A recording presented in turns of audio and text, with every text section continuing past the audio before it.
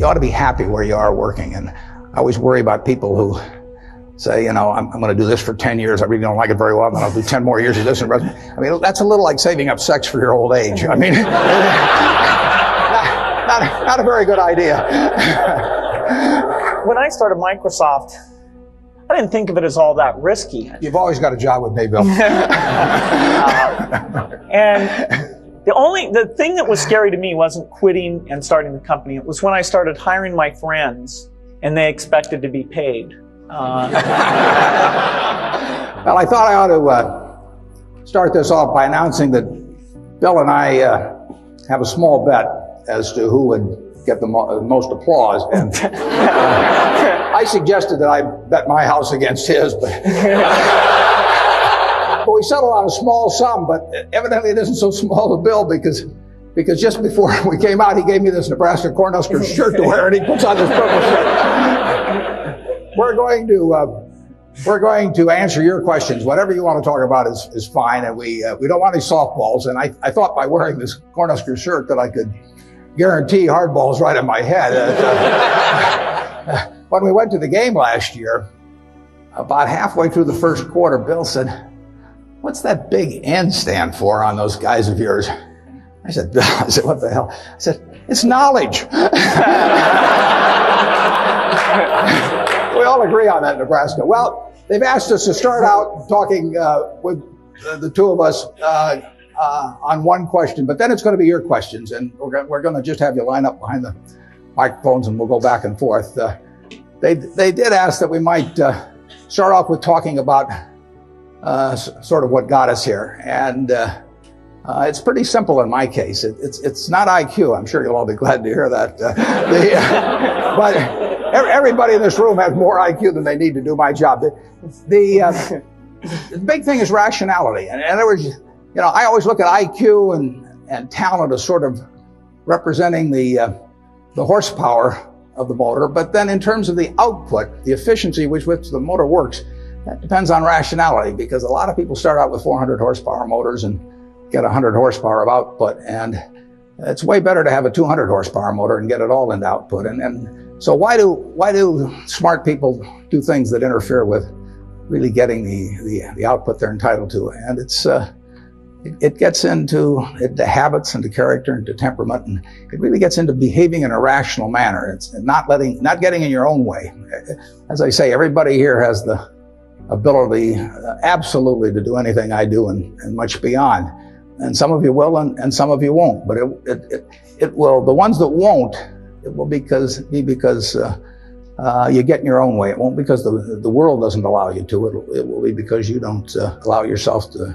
So I have one little suggestion for you. Pick out the person in the class that you admire the most, and then write down why you admire them. Put down a list of qualities. You're not to name yourself in this. And then put down the one that frankly you could stand the least in the whole group, and put down the qualities that turn you off in that person. And look at that list, and you won't find it's a bunch of things like throwing a football 70 yards or anything of the sort. The qualities of the first one that you admire are qualities that you, with a little practice, can make your own, and which, if practiced, will become habit forming. The chains of habit are too light to be felt until they're too heavy to be broken. I mean, my age, I can't change any of my habits. I mean, I'm stuck. But at your age, you will have the habits 20 years from now that you decide to put into practice today. So I just suggest that you look at the habits you admire in others, or the behavior you admire in others, and make those your own habits, and you look at what you really find somewhat reprehensible in others, and just decide, those are things you're not going to do. Ben Franklin did that a few hundred years ago, and it still works today. And if you do that, you'll find that you convert all your horsepower into output. So with that sermon, I'll let Bill give you another one, and then we'll get into your questions. Well, I think Warren's absolutely right about habit. I was lucky enough when I was quite young to have an exposure to computers, which were very expensive and kind of limited in what they could do, but still fascinating. And some friends and I really talked about that. and decided that they would change because of a miracle technology of chips into something that everybody could take advantage of. And we really thought writing software was a neat thing. We hired our friends who wrote software. We thought about what the potentials were and really didn't see any limit. And so that vision of getting our friends together, getting them to work as a team, really seeing what kind of tool this could be, a tool of what we talked about as the information age, where the key thing is magnifying your brain power instead of just your muscle power. And by pursuing that with a pretty incredible focus and being there at the very beginning of the industry, we were able to build a company that has played a very central role in what's been a pretty big revolution. Now, fortunately, the revolution is still at the beginning. It was 23 years ago when we started the company, but there's no doubt that taking the habits we formed and sticking with those, which would be hard to change, the next 23 years are going to give us a lot more potential and maybe even get us pretty close to that original vision, which was a computer on every desk and in every home. And that's a fun thing to be involved with. Okay, fire away. I was wondering how you define success personally. Well, I can certainly define happiness because that's what I am. I mean, and if that I mean, I get to do what I like to do every single day of the year. I get to do it with people I like. I don't have to associate with anybody. Causes my stomach to churn. And the only thing in my job I don't like, and this only happens about every 3 or 4 years, occasionally I have to fire somebody, and I don't like. That's the only thing.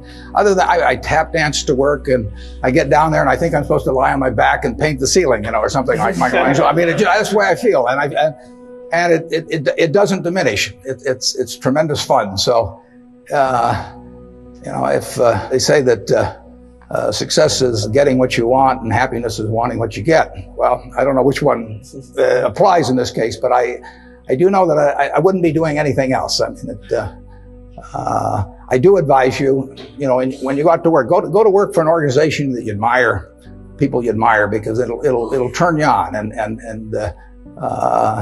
you ought to be happy where you are working. And I always worry about people who say, I'm going to do this for 10 years. I really don't like it very well. And then I'll do 10 more years of this. I mean, that's a little like saving up sex for your old age. I mean, not a very good idea. So get right in. I would recommend that. Get right into what you enjoy,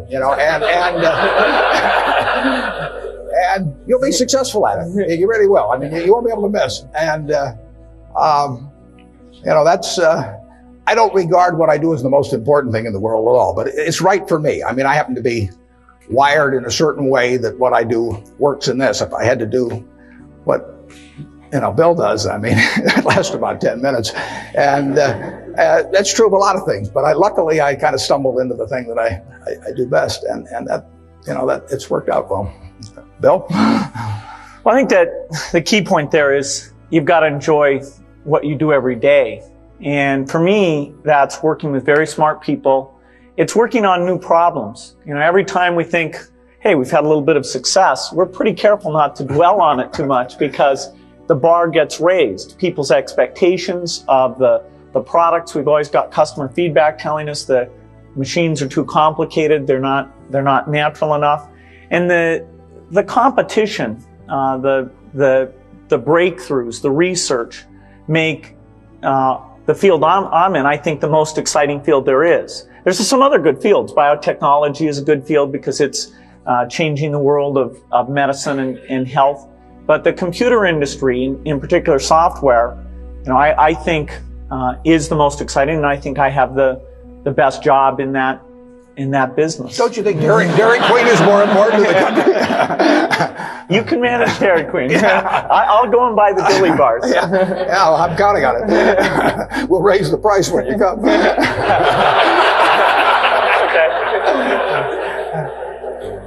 You don't want to get in. I have turned down business deals that were otherwise decent deals because I didn't like the people that I would have to work with. I didn't see any sense pretending it. And to get involved with people that really cause your stomach to churn. I say it's a lot like marrying for money, that it's probably a bad idea under any circumstances, but it's absolutely crazy if you're already rich, right?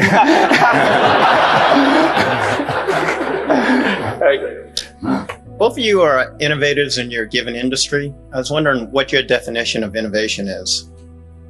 Well, I don't do a lot of innovating in what I do. I mean, my job, I really have just two functions in my job. One is to allocate capital, which I enjoy doing, and the second one is to have a group of managers, to keep a group of people, 15 or 20 managers, enthused about what they do when they have no financial need to do it whatsoever. At least 3/4 of the managers we have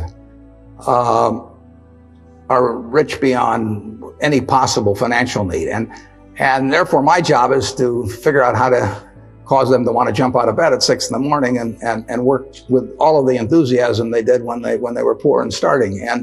And if I do those two things, they do the innovation. So that Bill innovates. Now he can tell you about it. Well, the technology business has a lot of twists and turns.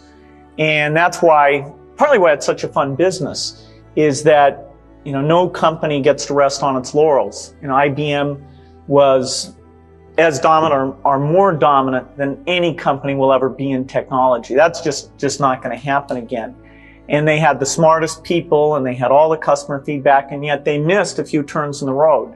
And so that makes you wake up every day thinking, let's try to make sure today's not the day we miss the turn in the road. Let's find out what's going on in speech recognition. Let's go find out what's going on in artificial intelligence. Let's make sure we're hiring in the kind of people who can pull those things together and make sure we don't get surprised. Sometimes we do get taken by surprise. For example, the internet came along and we had it sort of as a 5th or 6th priority.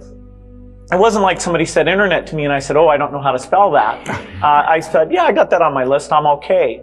But there came a point where we realized it was happening faster and it was a much deeper phenomena than it had been recognized in our strategy. And so that was a case where, as an act of leadership, I had to create a sense of crisis and have a couple months where we all just threw ideas and sent electronic mail around, went on a bunch of retreats, and then eventually coalesced around a few ideas where we said, okay, here's what we're gonna do, here's how we're gonna measure ourselves internally, and here's what the world should think, here's what we're gonna tell them about what we're going to do. And that kind of crisis is likely to come up every 3 or 4 years or so.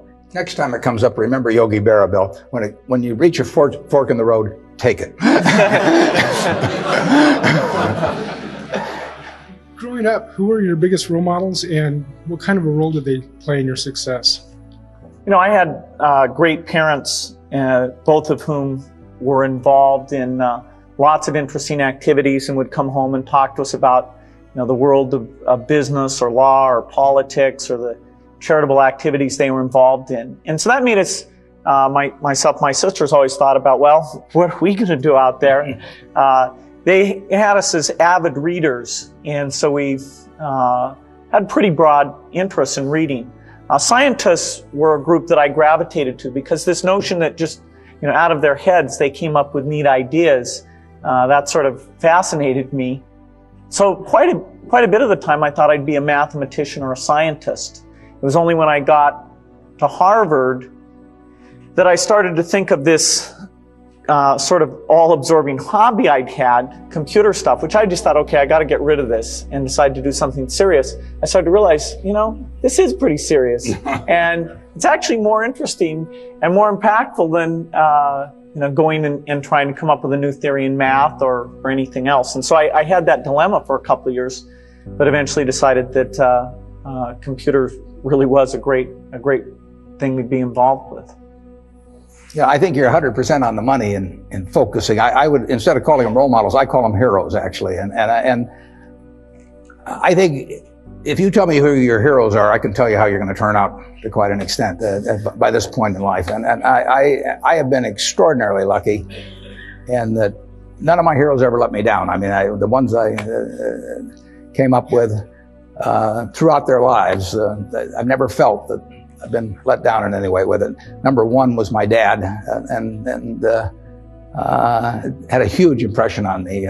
My wife, who is here, is one of my heroes. I mean, she is, in terms of she's taught me a tremendous amount, and never seen anybody any better with human beings than she is. And you can, Yogi Berra again said you can observe a lot just by watching. And I watched my dad, and I've watched her, and I had a professor, Ben Graham, back at Columbia, and had a huge impact on me. So I have been lucky in that I've had terrific heroes, and they haven't let me down. And that takes you a long, long way. I've gone through one or two periods where we're kind of tough in life, but not. I mean, everybody's had that, but having the right heroes will take you right through it. The internet exposes us to vast amounts of information, and in particular, children are being exposed to more and more complex issues at very young ages. Yourself being a father, Mr. Gates, I was wondering if you had any comment on the access now to information, and how do we handle that? Definitely the internet has every kind of information you can imagine. All the worst things and best things that people are interested in are out there in great quantity. And so there's a decision a parent has in terms of, do you let your kid go out onto the internet? One great thing about the internet is if you set it up the right way, there's a log of exactly what the person's gone and looked at. And so, you have to decide up to what age do you think it's legitimate that you have access to see where they're going and what they're interested in. And personally, I'd rather see what my kid is interested in and talk to them about it than try and block altogether them ever learning anything about it. Because someday in their life, whether it's a magazine or a friend or a terminal that I don't control, if they're curious about something,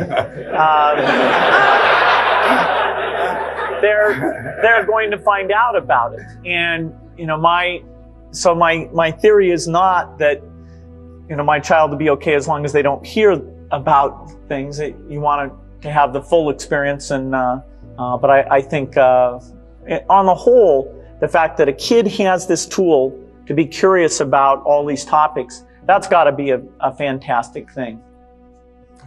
I can't improve on that. But I just got to the age where Bill lets me watch the internet alone. So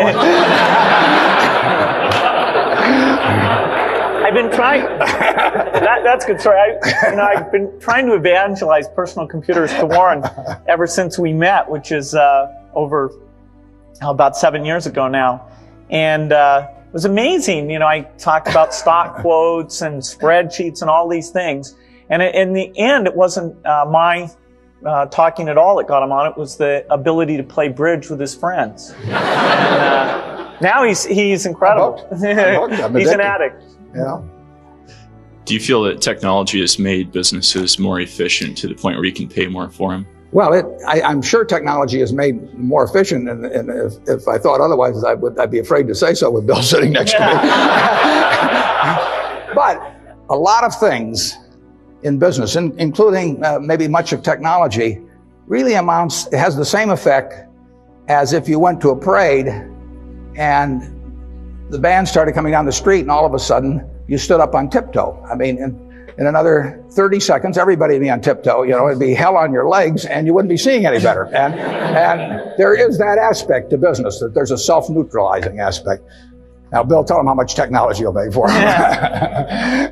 No, I think there's definitely a lift, a one-time lift, where you go from not using technology well to using it well, particularly if U.S. companies are doing that better than their competitors outside the United States. And so you get all this ability to communicate, and so you get global scale in a lot of businesses that wouldn't have had it before. If you look at the really big earners in that, who are generating this 20% return on equity, a lot of them are companies like Coke or Microsoft or Boeing or GE, which are going to that worldwide marketplace. And I know every one of those has been helped by technology. But that cannot explain why 10 years from now they'd be getting that type of return on equity. There's something almost certainly ephemeral about current conditions. Capitalism tends to be self-neutralizing in terms of improvements, but that's marvelous because it means we've got better everything than we would have otherwise. But the real trick is to stand up on tiptoe and not have anyone notice it. I mean, if you can do that, then you do very well. Yeah. Bill, Warren, the world is becoming a much smaller place, both in technology and in finance. How do you see yourselves as businessmen taking your businesses globally, and how do you view that individually as a person?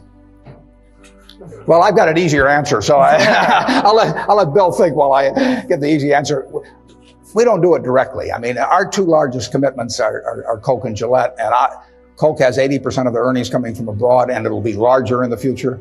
Gillette has 2/3 of their earnings coming from abroad, and that'll be larger in the future. So they are participating in a worldwide improvement in living, and they'll continue to participate. So we do it by piggybacking them, and I can sit in Omaha.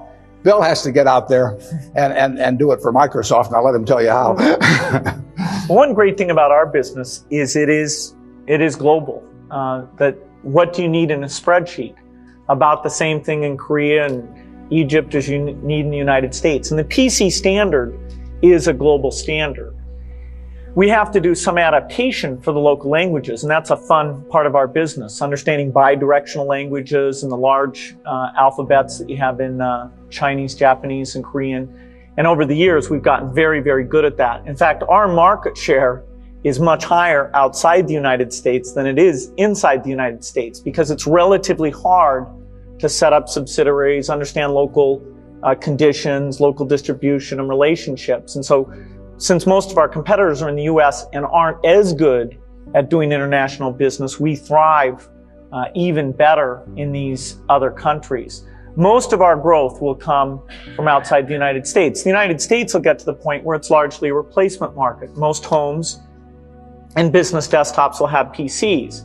Now, that doesn't mean they won't replace them, that they won't want better software that can see, listen, and learn. But outside the U.S., we still have that early slope phenomena. So it's very much a global business. When you think about it, many of you are probably too young to remember with clarity. Anyway, 15 years ago, this country almost had an inferiority complex about its ability to compete in the world. And with software and the whole the development of the computer, now the rest of the world is looking to us, and Bill has played a big part in that. I mean, he has contributed in a major way to a change in our attitude about this country and the world's attitude about this country. So, what impelled you to make a trip together to China in 1995, and what's your perception before and after the trip? And most interesting, the next question is, what has that trip affected your global business decision in that region since? Well, we went to China for a lot of reasons, partly to relax and have fun. We found a few McDonald's there, just so we didn't feel too away from home. It was also exciting to go and see all the changes taking place. I mean, it's so amazing what's going on there. And we saw different parts of the country, got to see some of the leaders. It's a market that Microsoft had already been investing a lot, and we've upped that quite a bit since then.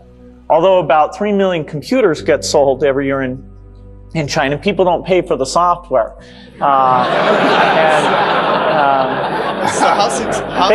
They will, though. It's sort of as long as they're going to steal it, we want them to steal ours.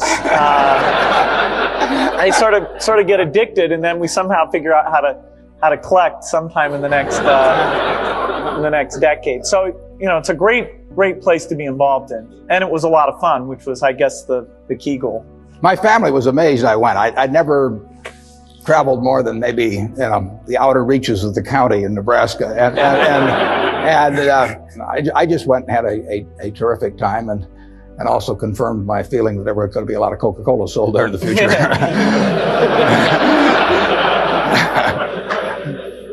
I told everybody over there it acted as an aphrodisiac. I don't know whether.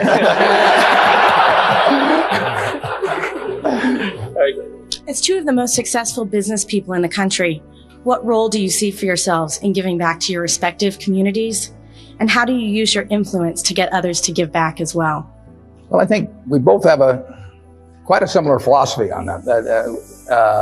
I know in my own case that 99% plus will go back to society, and that'll actually count everything that my family and I have lived on during our entire lifetimes. But just because we've been treated extraordinarily well by society. You know, I'm lucky. Bill said, if I was born a long time ago, I'd have been some animal's lunch. You know, I mean, I don't run very fast, you know, but I'm wired in a particular way that in a market economy, big capitalist economy, lots of action, I'm well adapted for that. I'm not adapted for pro football. I'm not adapted for violin playing. I happen to be in something that pays off huge in the society. And basically, I get the fun of playing around with that while I live, but it will all go back to society, and I think it'd be wrong to be otherwise. Frankly, if I'd been dropped down in some remote country or in almost any other place in the world, I wouldn't have been worth a damn. I mean, I am here because of a tremendous society that surrounds me, and the fact that I happen to be well adapted to a certain part of it. And so it's all going to go back to society. And I know Bill feels very similar. No, I think that's a great philosophy, not to mention the fact that passing along lots of money can be a bad thing for the people who receive it. They might not think so at times, but... no, I've never put it to a vote.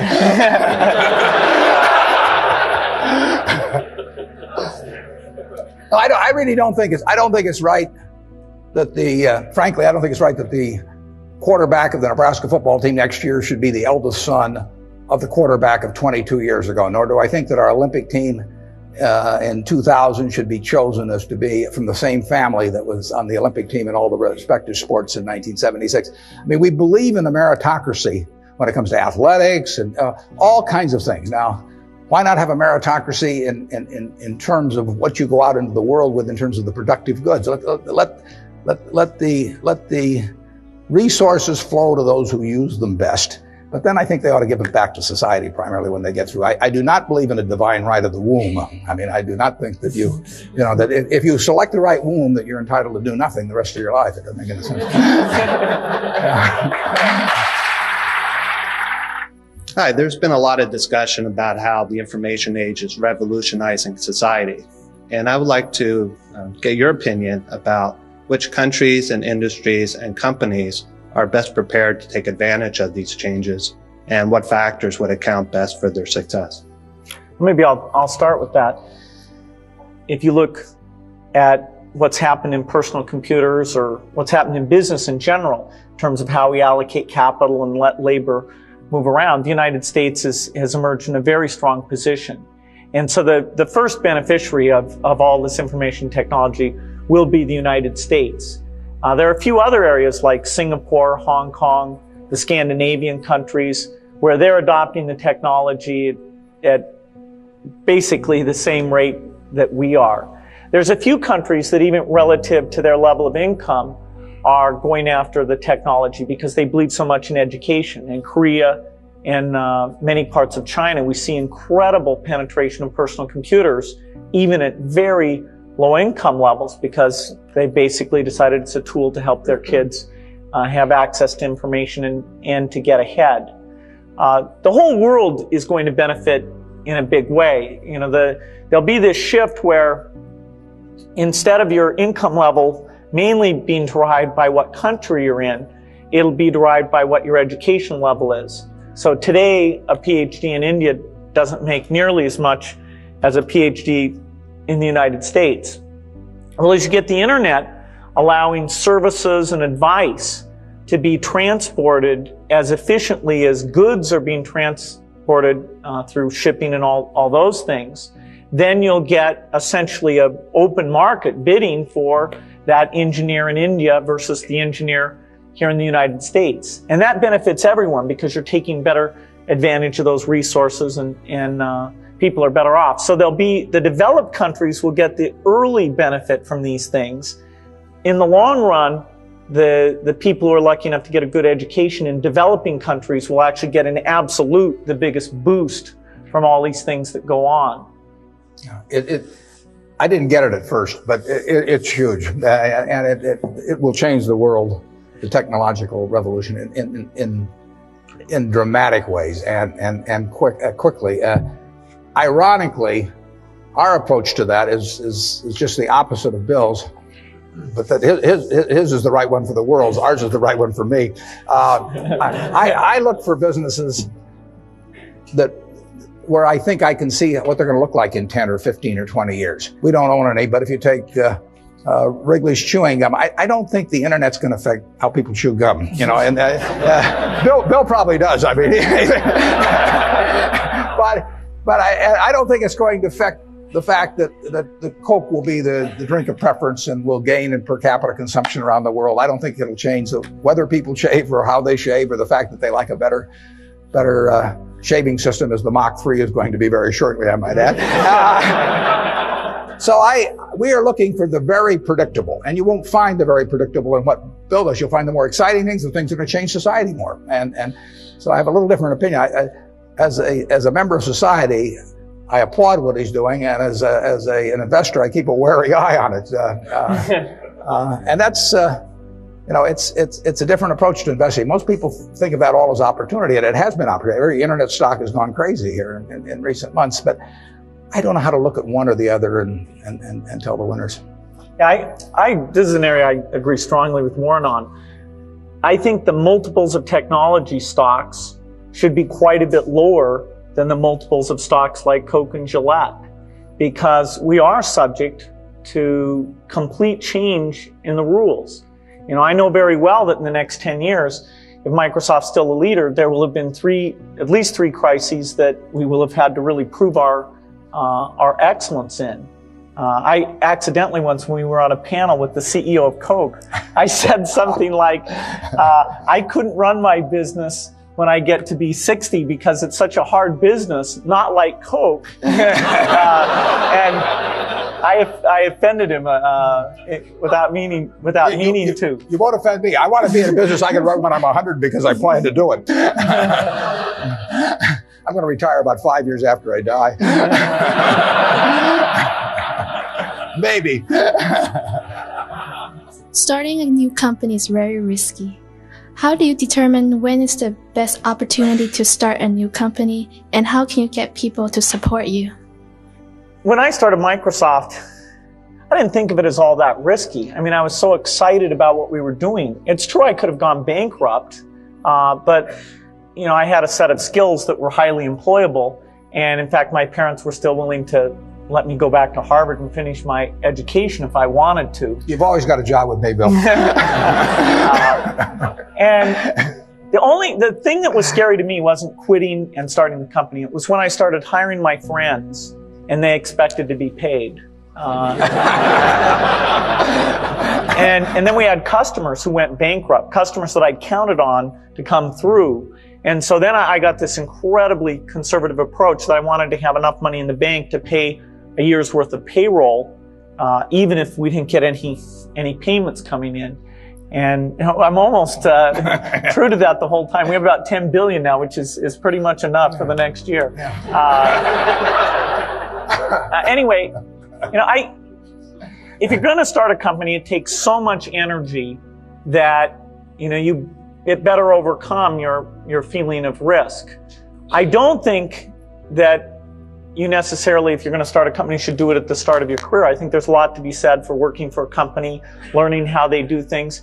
You know, if you're young, it's hard to go lease premises. They made that hard for me. You couldn't rent a car when you were under 25 at the time, so I was always taking taxis to go see customers.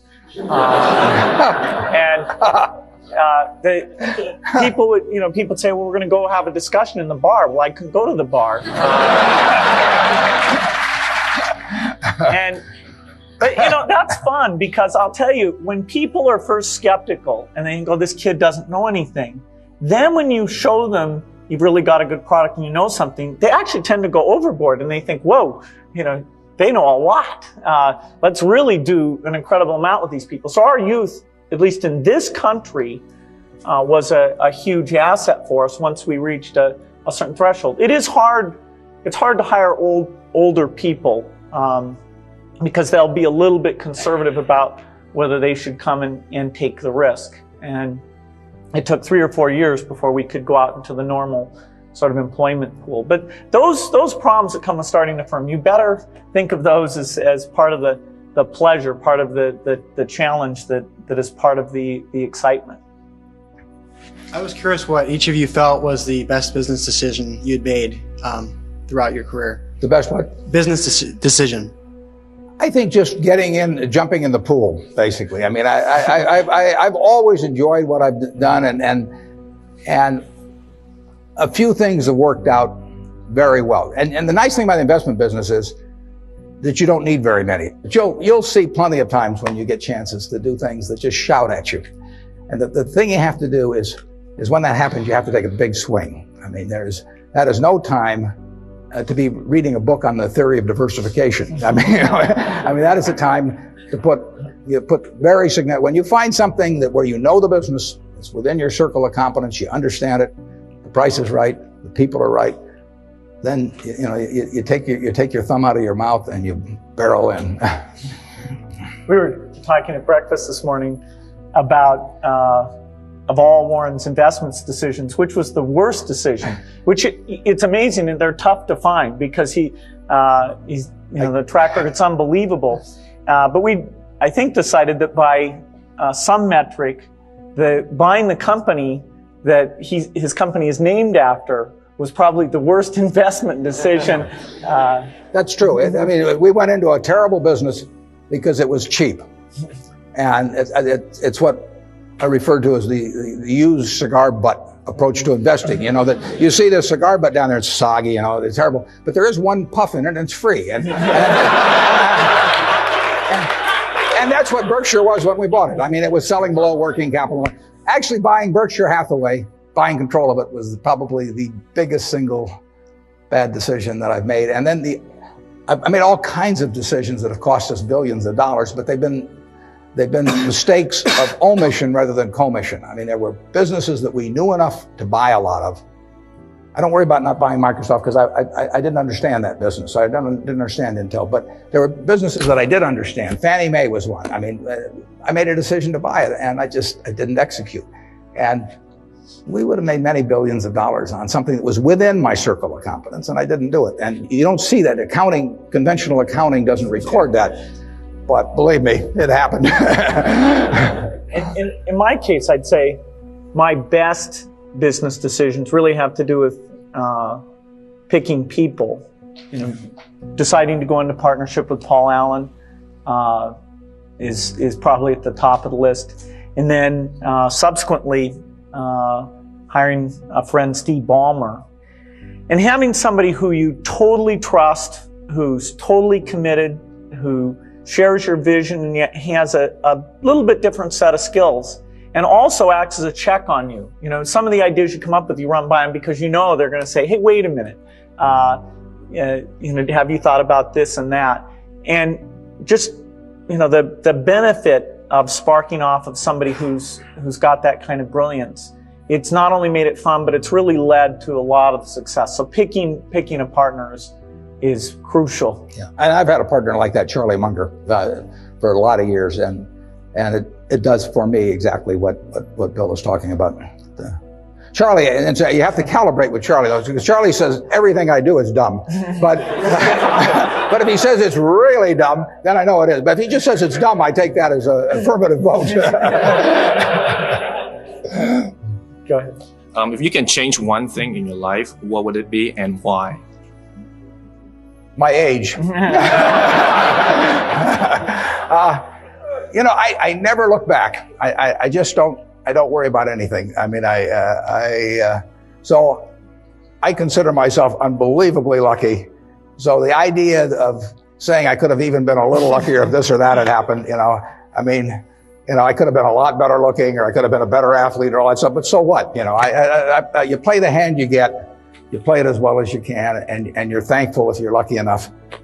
The odds were, when I was born, the odds were over 50 to 1 against me being born in the United States. I mean, I had a 2% probability, you know. If I'd known that, I might have given up and not come out. I mean, but here it was, you know, I was lucky enough to be born here, and I was lucky enough to have two terrific parents, and they raised the three kids in a way that helped me enormously in life. So, I mean, when you got all that going for, I just don't think you look back and think about anything that could be changed better. I'm thankful. Isn't there at least one bridge hand you would have played differently? Well, I have a partner who says I should have played every bridge hand differently. I asked her one time, I said, how should I play that hand? And she said, under an assumed name. I think the key resource you have to deal with is your time and how you spend time. And I'm pretty rigorous at looking back each year. I even get my friend Steve Ballmer to come in and look at my schedule and criticize, hey, you didn't really need to spend time on this or that. And that's pretty useful because, you know, if I can get more time to sit down with the engineers, if I can get more time to get out with some customers, those are the things I just love to do. And, you know, it just gets me excited. It clears my mind. And so, you know, I'm always trying to make sure that I'm only doing the things that are important. Hypothetically, if you were to lose everything today, keep everything in the past, but right now starting fresh, and you could only keep three things in your life, tangible or intangible, what three would those be? Well, I'm not sure how you define the three. I mean, you know, you'd like to know everything that you now know. I mean, because what essentially the things I've applied in the past are going to be applicable in the future. This may sound, if I lost it all without losing any money of any other people, it wouldn't bother me a lot. If I took other people down with me, it would kill me. You know, I mean, you know, that is the one thing that would just that would destroy me, because I wouldn't be able. I'm not sure I'd recover from that. But if it was just my money, it wouldn't make any difference at all, because I keep living about the same. I have to give up the plane. I'd give you a job. Yeah, but I mean, I eat the same way everybody in this room eats. You know, he eats a lot worse than you guys do. Well, depends how you define worse, but I think you're right. And you can get, I mean, in terms of medical care or anything, there's very little difference in how the people in this room live now and are going to live in the next 10 years in the way I do. So I wouldn't miss anything. I mean, I would like to keep playing the game because I enjoy it. So if I had the knowledge that I've had that gotten me here, and I had anything to work with at all, and I could probably talk somebody into giving me a few bucks to start it. But I would have a lot of fun playing the game again. I mean, it might be, you know, I'm not sure I want to follow your experiment, but I think it'd be just about as much fun as what I do. Yeah, as long as people didn't go down with me, that would be no fun. Bill? Yeah, starting out at a small scale again, you know, it's got a certain attraction to it. But you know, I think it's interesting. Our business is not one where money makes that much difference at all.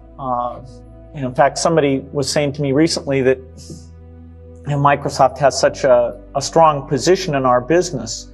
And I was saying, hey, if you took 30 of the top people and drafted them over to the other team, the score would change, you know, very, very quickly. First of all, not only would the 30 go, the people who like working with the 30 would go with them. And so that there's not some asset there. It's, you know, all the products are going to be obsolete very, very rapidly. It's the people and their sense of how to do things and their enjoyment and working with each other. And, you know, it'd be a shame to give that up. But, you know, starting another company like that again, I'd have a blast doing it. In light of public controversy that's caused a lot of confusion in my mind and has polarized most of my friends and associates, and perhaps has caused one or both of you to lose some sleep, I'd like to ask you to share your perspective of what purpose or what appropriate role antitrust legislation should play in American business. I am no antitrust scholar. I think well, I met Bill 8 years ago, and he's a terrific teacher. And so he spent about 6 or 7 hours explaining his business to me. And he actually, I mean, here I am, the world's biggest dummy on technology, but he explained it to me pretty darn well. And when he got through with it, I bought 100 shares of stock just to keep track of him. And I think that shows two things. One is that I got an IQ of about 50. And the second is, I didn't think he had any monopoly.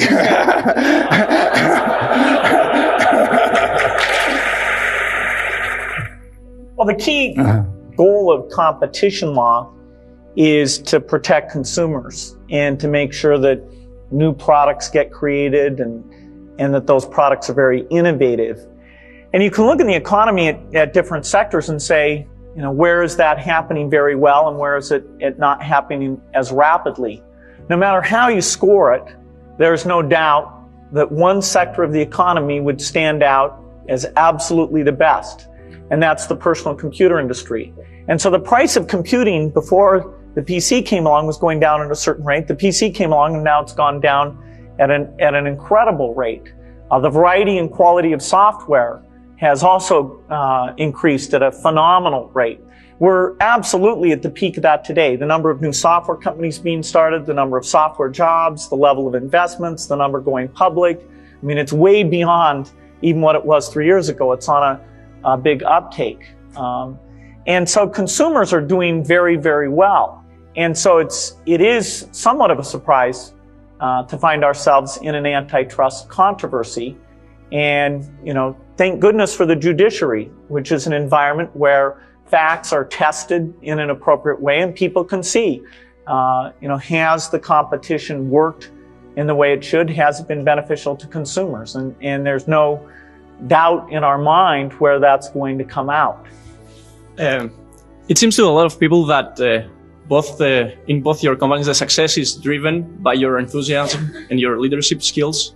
How do you see your organizations in the post-Buffett and post-Gates era, and how do you prepare your companies for that period? Well, your assumption is wrong, because I will keep working until about 5 years after I die, and I've given the directors a Ouija board, and I'll be in touch. But if the Ouija board it doesn't work, we have outstanding people that can do what I do. And we've got the people identified to do that, and the board of directors of Berkshire knows who they are. And in fact, I've got a letter. I've already sent out a letter that tells what should be done, and I've got another letter that's addressed, which will go out at the time, and it starts out, "Yesterday I died," and then it just tells what the plan for the company is, and it's all taken care of. It's all written. I put down at the bottom of it, I put dictated but not read.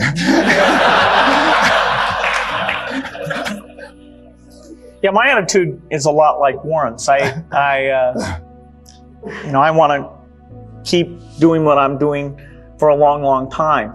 I think probably a decade from now or so, even though I'll still want to be totally involved with Microsoft because it's my career, I will pick somebody else to be CEO. And see some hands in the audience. That's a big transition for a company. You know, sometimes you find somebody who does better, and sometimes you don't. And no, I actually am interested in people who want the job. It's got some fun parts to it.